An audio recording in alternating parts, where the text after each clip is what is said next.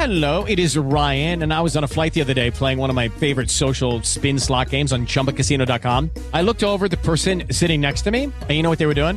They were also playing Chumba Casino. Coincidence? I think not. Everybody's loving having fun with it. Chumba Casino is home to hundreds of casino-style games that you can play for free anytime, anywhere, even at 30,000 feet. So sign up now at ChumbaCasino.com to claim your free welcome bonus. That's ChumbaCasino.com and live the Chumba life. No purchase necessary. VGW. Void where prohibited by law. See terms and conditions. 18+. How would you like a 15% discount to my daily email, the stack of stuff, the show notes, discounts to the conference, all of that? All you need to do is text the word show to 33777. You'll get the annual subscription with a 15% discount to my daily email. You'll get the stack of stuff, the links to the show notes, discounts to the conference, and so much more. All you have to do is text the word show, SHOW, to 33777. Text show to 33777.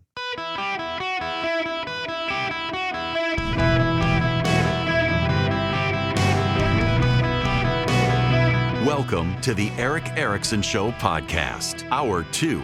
I want to talk about a story. Isn't getting a lot of attention.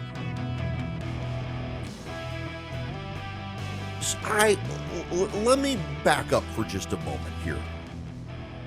I have a very cool job. I get to sit behind a microphone in a room where there is no one. It's just me. Perfect job for an introvert. And I get to talk to millions of people about what I want to talk about. Now, there's a catch. If I suck, I'm boring, and I'm not entertaining, then the ratings go down, well, I lose my job. But if I can be engaging and entertaining and hold your attention for what's called an average quarterly hour, then I might be able to keep my job. One of the things I like to do is based on my frustration with so much of the lack of seriousness in the world today. So I like to talk to you about stories that I consider some of the biggest stories on planet Earth that no one is really paying attention to. You'll get occasional blips on the media radars. They'll poke up every once in a while, and you'll hear occasional stories about it, but not really. And my job here is one to tell you that there's more going on than politics in the world, although this is somewhat politically related, but also it's some of the most important stories on the planet. And I want you to think about them. If no one else is going to think about them, at least you will think about them. And I will feel like I've done my duty to put on your radar very important things that you should know about that otherwise aren't getting attention. One of the stories that I have been talking about for quite some time is about the Sahel.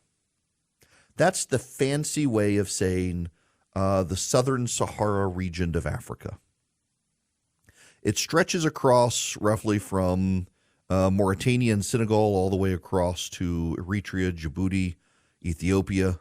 The big ones, though, are Mali, Niger, Chad, Nigeria, Sudan, the Central African Republic, Benin, Burkina Faso. This is, if you look at a map of Africa, you kind of have a vague idea of where the Sahara is the giant desert mass throughout North Africa, and it stretches down. If you call that part of Africa that juts out and around the head of Africa, it goes about halfway down. And then you get into grasslands. The desert gives way to grass, and then the grass gives way to forest, and the forest gives way to jungle. But there is an area there. It is a sandy, arid area of grasslands. It's called the Sahel. And there are some very large countries in that region. Sudan, Chad, Niger, Nigeria, Burkina Faso, Mali, Mauritania, Senegal. Mali, by the way, if you've ever heard of Timbuktu, Timbuktu is a real place. It used to be a massive kingdom, and Timbuktu is in Mali. Now, this area of the world on the southern end of the Sahara has a lot of issues with poverty and religious conflict. There are Christians and there are Muslims and there are tribal pagan religions that battle it out. There are Muslim terrorists, Islamic terrorists. After the war on terror began with the 9/11 bombings or plane crashes, the Bush administration realized they had to go into Africa and eradicate some terrorist hotspots. Nikki Haley's husband is actually on active duty in Africa right now. One of the things that you don't appreciate because it doesn't get a lot of media coverage is there are massive special forces operations that happen on the African continent. Now, the African continent, for perspective, is massive. You could fit North America and Europe basically inside Africa. It is a massive, massive continent with massively sized, impoverished countries. And Islamic terrorists moved in, and they were given safe haven in some countries, and in some countries they took over. And in a lot of countries, what the United States did is they went into countries and built up the armed forces of those countries, stabilized those countries, and those stable countries provided resistance to the Islamic fighters. And a lot of those countries used to be countries back in the day that were friendly to the Soviet Union. Very wisely, when the Soviet Union fell, George H.W. Bush, then President of the United States, began to push rapidly into African nations with diplomacy and aid spending and military aid. It was maintained by Bill Clinton and by George W. Bush. And the thinking was this: with the Soviets collapsed and these economies dependent on the communists, if we could convert them to become American allies, it would provide stability on the African continent, a continent that had otherwise been in a lot of turmoil. And so despite some isolation and tendencies in the United States, it was money well spent. We did not spend a ton of money. Less than a single percentage point of the American budget goes to foreign aid, and less than that went to these African countries. But in the process, we were able to build up trade ties, we were able to build up military relationships, and we were able to build up a bulkhead against Islamic terror. And we were also able to push aside the Soviet influence in a lot of these places. But there's a problem. And the problem comes in the form of Joe Biden. See, say what you will about Joe Biden, and I've said a lot. The bottom line reality is that the President of the United States is surrounded by people who have embraced critical theory. They have embraced intersectionalism. And because they've embraced critical theory and intersectionalism, they believe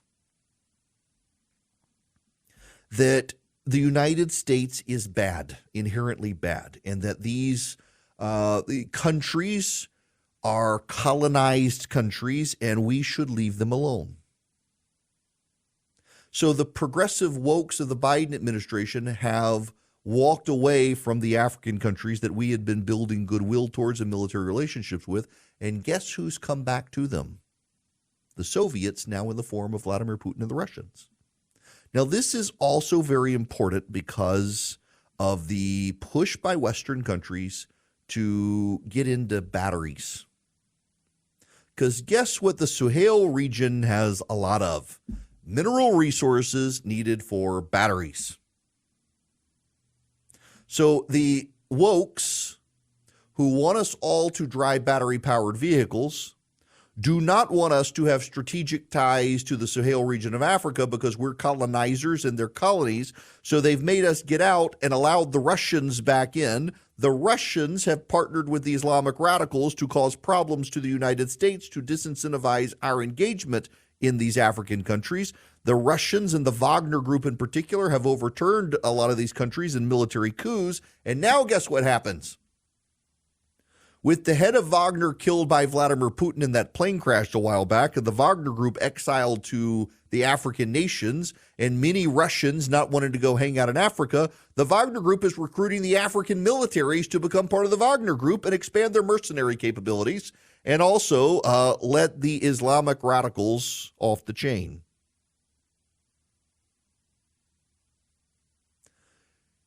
if you want to understand where intersectional critical theory gets us, it gets us to this mess in Africa.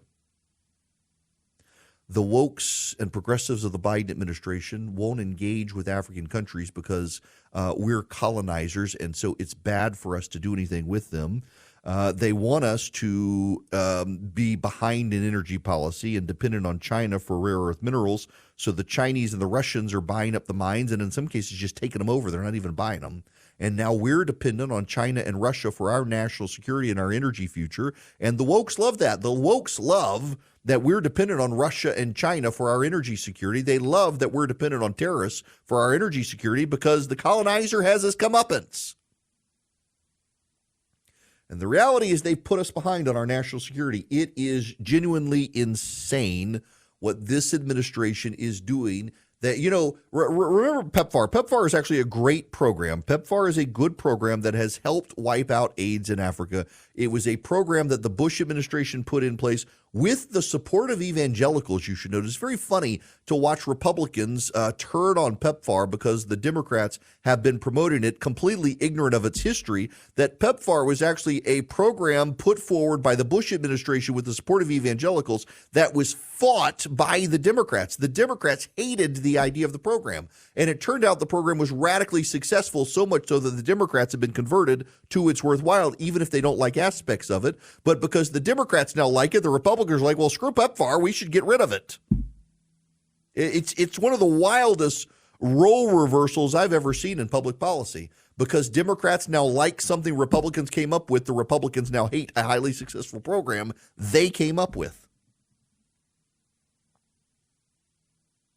But the Democrats hate that the Bush administration and the Trump administration were making inroads with these African nations and building ties with them. They despise it because they view us as colonizers.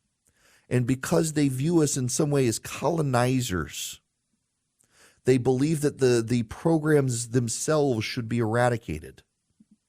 And yet they are really good programs that have really helped us stop a spread of terrorism on the African continent. And why do we want to stop the spread of terrorism on the African continent? Well, overwhelmingly, it's Islamic terrorism. And overwhelmingly, what are they using the African continent for? As a training ground to ultimately come here. We use African countries to kill them. We train the African militaries to kill the Islamic terrorists. Our soldiers aren't dying, and we're keeping the fight there instead of here. It's actually money well spent. This is similar to the situation in Ukraine where we're letting the Ukrainians use our weapons to kill the Russians, so we're not fighting the Russians. Republicans have a problem with that. Well, Democrats have a problem with it in Africa. It's the same ironic thing that we're doing with the strategy in Ukraine, except we're doing with African countries, except the wokes view the Africans as colonized, oppressed people, and we as the colonizer oppressor, so we should abandon them and leave them to the Russians and the Chinese and the Islamic radicals, and we are all going to get killed because of what the intersectional wokes and the Biden foreign policy settings are doing in Africa. They are abandoning a continent to Islamic radicals and Russian mercenaries. We had a strong foothold. And you know, by the way, you know why Putin is doing this? It's because he believes if he can stir back up Islamic radicalism in Africa, we've got to divert resources from Ukraine and Europe to Africa. He's intentionally provoking Islamic radicalism, not because he likes it. He doesn't like it either. But he knows that they're going to come against us before they come against him, and that us and the Islamic radicals fighting each other ties up our resources so Putin gets a free hand. It's actually a very good chess maneuver on the global board for Putin. For all of you who say you don't want your sons and daughters dying in Ukraine, I just want you to see this landscape. Because your sons and daughters aren't dying in Ukraine. They're being sent to Africa. And what's the Biden administration doing? Allowing the destabilization of Africa by Russia and Islamic radicals, where your kid's not going to die on the battlefield in Russia, but there are growing odds they will in the Sahel of Africa, because the Biden administration decided to let the intersectional wokes set his foreign policy there, and that's meant a retreat from an entire continent. And who's filling the void? China, Russia, and the very Islamic radicals we don't want to be there. Thank you, Joe Biden. Lucky Land Casino, asking people, what's the weirdest place you've gotten lucky? Lucky? In line at the deli, I guess? Aha, in my dentist's office. More than once, actually. Do I have to say? Yes, you do. In the car before my kids' PTA meeting. Really? Yes. Excuse me, what's the weirdest place you've gotten lucky? I never win and tell. Well, there you have it. You can get lucky anywhere, playing at LuckyLandSlots.com. Play for free right now. Are you feeling lucky? No purchase necessary. Void where prohibited by law. 18 plus. Terms and conditions apply. See website for details. We've had some new listeners asking if I can explain what I mean by intersectionalism. Yes, most of you longtime listeners, you've heard this, but it is worth it. So intersectionalism, it's a Marxist construct on how to view power that's been embraced by a lot of people on the left, Marxist or not. So a lot of them don't realize it's actually a Marxist power dynamic. And what intersectionalism believes is that everything is about power. Everything is about power. It's part of critical theory. Everything is about power. So the world's power dynamics are divided up based on attributes. You're the color of your skin, the country you're from, your sex, whether or not your gender aligned with your sex, your sexuality, whether you're heterosexual or homosexual, your disability or lack thereof, your religion. You combine all of these things together. So if you are a white male from the United States who's Christian, has no disability, is cisgender, that is, your sex and gender align, you have a family and you have a college degree, you are the most oppressive person on planet Earth. And anyone not you is oppressed. And the further away you are from that, you're more oppressed. So if you're black, from Africa, lesbian, Muslim, go figure how that works, transgendered amputee, well, you have the greatest moral authority on the planet because you are the most oppressed. And so the oppressor must be quiet and listen to the oppressed. If you're white, you're an oppressor. If you're non-white, you're oppressed. And the white people must be quiet and listen to the non-white people because they have moral claim. Why do they have moral claim? Because they're oppressed. And the intersectionalists argue by being oppressed, they see the world more clearly. That's intersectionalism. And that is how the power dynamics within this White House work and how they see the world. Africans and Palestinians oppressed, Jews and Americans oppressors. You have to understand that to understand how they see the world. It's screwed up Marxism. Now, that screwed up Marxism comes to play in our economy as well, where things are topsy-turvy and they tell us the macroeconomic picture is good, but at the microeconomic level it's not. And then there's this war on cash where they're trying to control how you spend. Swiss America's trying to help you protect your hard-earned assets now and wants to reveal to you the secret war on cash in their new report. You can get a free copy by calling or texting my name, Eric Erickson, to 800-289-2646. That's 800-289-2646. The all-out war on cash includes digital forms of currency, and it's spreading daily. You can read the Secret War on Cash report completely free. Just mention Eric Erickson when you call or text 800-289-2646. That's 800-289-2646. Now, you can also go to SwissAmerica.com/Eric if you want, SwissAmerica.com/ERICK. Fill out the information on the website. You can get the Secret War on Cash report from Swiss America, but it's also really easy. You want to call or text my name, Eric Erickson, to 800-289-2646. Message and data rates may apply to this. Get the Secret War on Cash report. It's completely free to my listeners. Hello, it is Ryan, and I was on a flight the other day playing one of my favorite social spin slot games on ChumbaCasino.com. I looked over at the person sitting next to me, and you know what they were doing? They were also playing Chumba Casino. Coincidence? I think not. Everybody's loving having fun with it. Chumba Casino is home to hundreds of casino-style games that you can play for free anytime, anywhere, even at 30,000 feet. So sign up now at ChumbaCasino.com to claim your free welcome bonus. That's ChumbaCasino.com and live the Chumba life. No purchase necessary. VGW. Void were prohibited by law. See terms and conditions. 18 plus. Hello, my friends. How are you? The phone number, 877-973-7425, should you wish to be on the program. I gotta step back to something I was going to talk about in the first hour, but the border conversation just dragged out.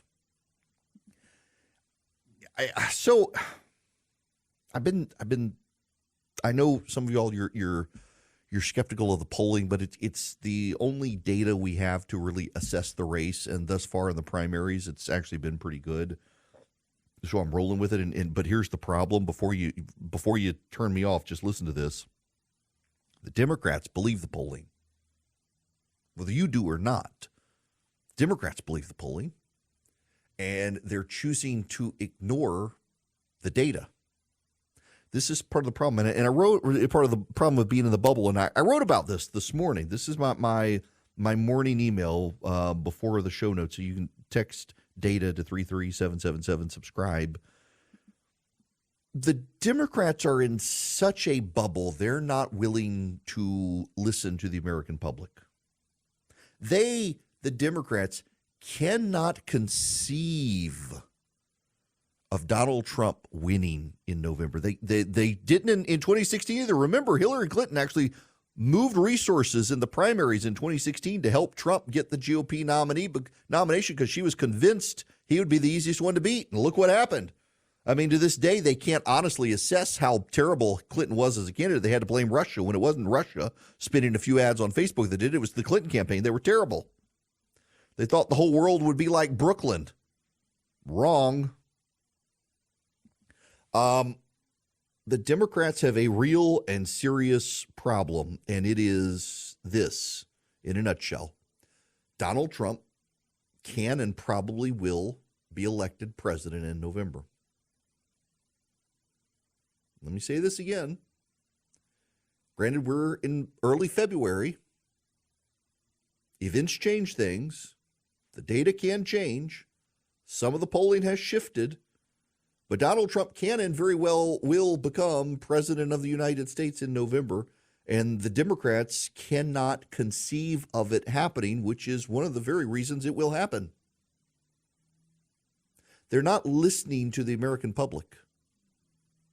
The Democrats are in a bubble. You can get in a bubble. I can get in a bubble. We can all get in bubbles where it becomes an echo chamber. We're only listening to people who already agree with us, so we get the amens and the hallelujah chorus. And frankly, I think online Republicans are very in danger of being in a bubble. Frankly, I think one of the problems with the DeSantis campaign, I still haven't written about it, but I need to. One of the biggest problems with the DeSantis campaign is they got into a very online bubble. And so much of the DeSantis messaging and strategy was catering to the people who were giving them the amens on social media, and they just interpreted that as reflecting reality, and it absolutely did not.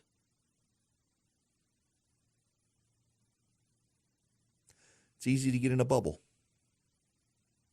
Hard to get out of a bubble. It is perhaps hardest of all to get out of the Democrats' bubble.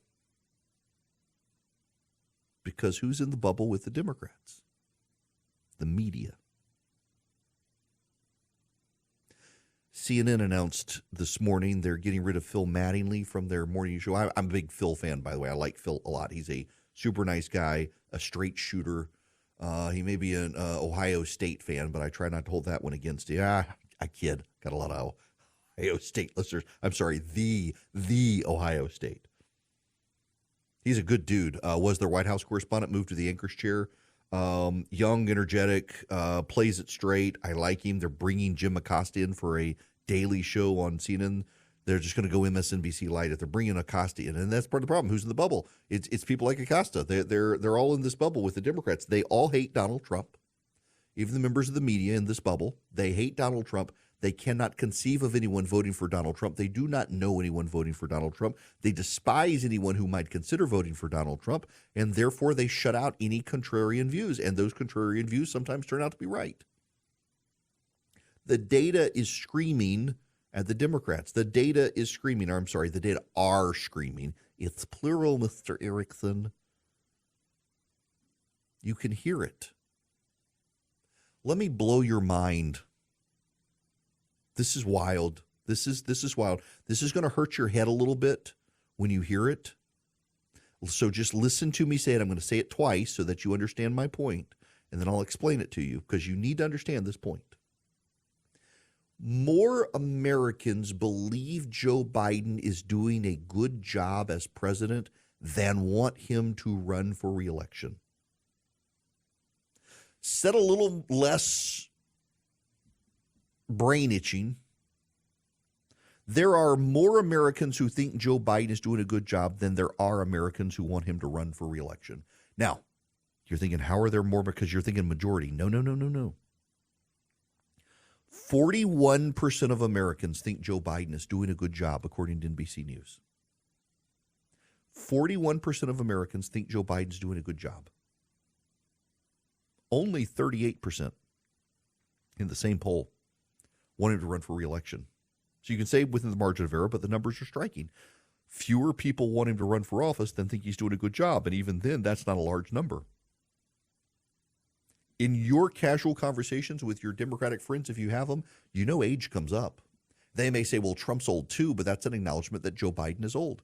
The number is there. The data is there. The data is visible for anyone who wants to pay attention to reality and get outside the bubble. Americans do not like Joe Biden, but you know the more striking data from the NBC poll? Yes, it is true that if Donald Trump is convicted of a crime, enough Americans would change their opinion on Donald Trump, they would go for Joe Biden. But you know what the data also shows? That number might actually not really be true, because it's not a huge number.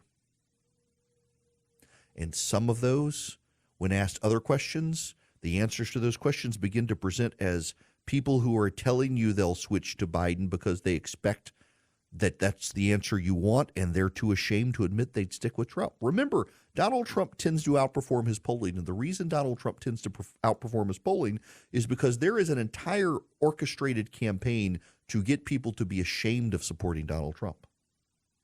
And so if Donald Trump is convicted of a crime and you're a horrible, awful, unpatriotic American if you support a man convicted of a crime, what are you going to tell the pollster? You're going to tell the pollster, I wouldn't vote for him if he's convicted of a crime, even though you would vote for him if he's convicted of a crime. You just don't want to admit it. You don't want to acknowledge the truth because you know that there's a bullying campaign against people like you. So the Democrats, by orchestrating a bullying campaign against people who might vote for Donald Trump, are causing people to lie to pollsters. And if you ask the right questions in the right sequence, you kind of get the fact that the people are lying about it. And the reality is Donald Trump can and probably will become president of the United States in November.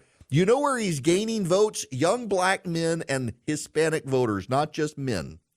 In the Hispanic community, men and women both are becoming Trump supporters. Why? Crime and jobs and the economy. There was an MSNBC survey last week. They were doing a focus group of younger black men, and one of them actually said, we had jobs when Donald Trump was president.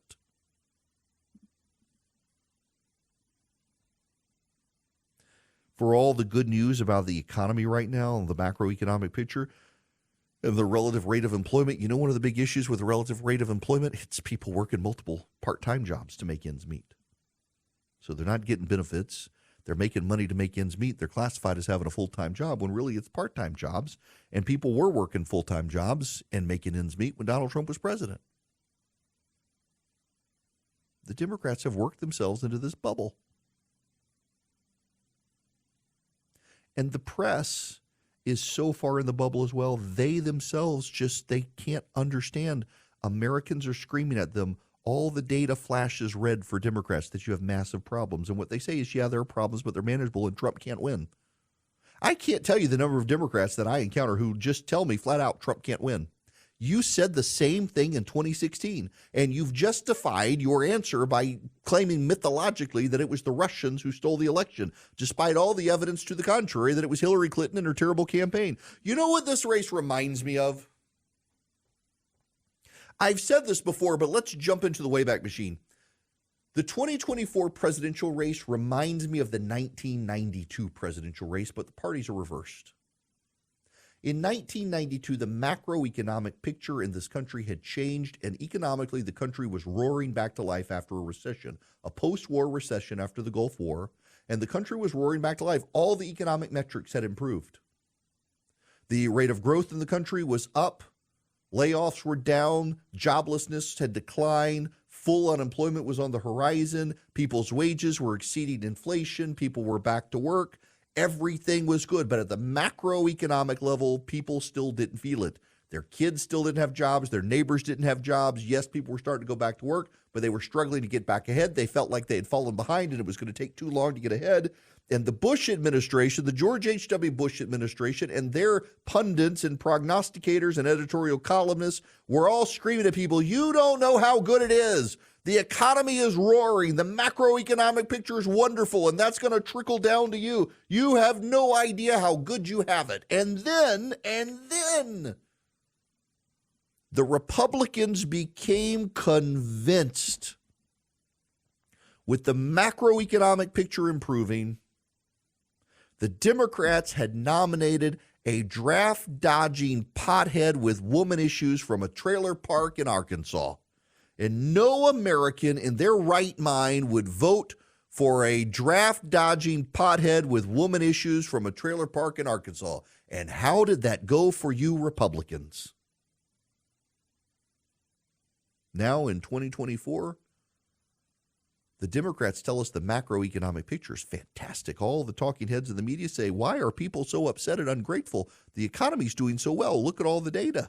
Look at all the data. Who cares about your gas prices? Who cares about your grocery bill? Who cares about your salary in terms of inflation? It's all coming back. Wages are outpacing inflation right now. Joblessness, it's low. You're working multiple jobs, but at least you're making ends meet. And who cares about your grocery bill? And who cares about your kids? Because the macroeconomic picture is great. And oh my gosh, there is no way y'all will vote for a man who was accused of rape and lost a defamation lawsuit, and he's got multiple indictments, and he's a horrible human being. There's no way you'd vote for a guy like that, would you? Except the major difference between 1992 and 2024 is this. Most of those Americans have already voted for this guy, and they didn't know about E. Jean Carroll, but they saw him on tape bragging about grabbing women by their you-know-what, and they still voted for him. So good luck, Democrats, telling yourselves and anyone who will listen there's no way Americans would ever vote for this guy, because all of the polling from all of the pollsters is flashing red lights at you that this man's going to get reelected president of the United States, because people may not like him, but they sure liked his economy. People may not like him, and they may actually like Joe Biden personally, but they sure as hell hate the job Joe Biden's doing. And when Donald Trump was president, we didn't have all these problems. So the people you say will never vote for Donald Trump, one, already voted for him, and two, no, they don't like him any more than you like him. But they're willing to vote for a guy who helped their home, helped their income, helped their kids' education, helped the world around them in ways that you Democrats have never appreciated Donald Trump did. And by the way, the people may not like Biden or Trump, but the people hate you people more than you are willing to admit. And y'all are so against Trump, they're willing to vote for him just to spite you. Never underestimate the power of spite. But you're in a bubble, and you're not going to figure it out until it's too late for you to do anything about it. And I will absolutely, should it happen, laugh. It's just absolutely amazing to me to see the so, you know, like take the Republican primary. All the media all the time was, why aren't Donald Trump's opponents trying to lay a finger on him? They're not doing anything to try to stop Donald Trump. You know what? You guys in the press aren't doing anything to try to push Joe Biden out of office. You're not doing anything to try to convince Joe Biden to drop out and change the nominee to save you. Joe Biden as the nominee is near fatally flawed. Yeah, there could be a surprise. Events change things. The indictments really could change things. If Donald Trump gets convicted, you're still got a long way until November. But you're saying it can never, ever happen, Donald Trump getting reelected? It's happened once. It can happen again. And you people are the clueless ones. Now, laying the groundwork for Republican successes, among other things, and fighting Joe Biden on this ridiculous liquid natural gas ban is Americans for Prosperity. They're going out talking to people about Biden's energy policies that are wrecking the country, and again, will play a role in defeating Joe Biden. Americans for Prosperity is raising awareness in the states at the grassroots level of what's going on, and also has plans to fight what Joe Biden is doing with the LNG ban. you can be a part of the process of fighting for the right, fighting for limited government, and fighting to roll back Biden's ridiculous policies with Americans for Prosperity. All you do is go to americansforprosperity.org/Eric today. Americansforprosperity.org/ERICK. Go sign up with Americans for Prosperity. They'll teach you how to be an effective grassroots activist, how to go door to door, how to make persuasive cases to your neighbors, your local government, your state legislature. Americans for Prosperity wants you as a conservative activist on their side. Go check them out at americansforprosperity.org/Eric today. Step into the world of power, loyalty, and luck. I'm going to make him an offer he can't refuse. With family, cannolis, and spins mean everything. Now, you want to get mixed up in the family business. Introducing The Godfather at ChumbaCasino.com. Test your luck in the shadowy world of The Godfather slot. Someday, I will call upon you to do a service for me. Play The Godfather now at ChumbaCasino.com. Welcome to the family. VGW Group. No purchase necessary. Void where prohibited by law. See terms and conditions. 18+. As you are probably aware, the state of California is raising the minimum wage for fast food workers to $20 an hour in April. You will be shocked to learn that there are layoffs, more robots, and higher prices coming.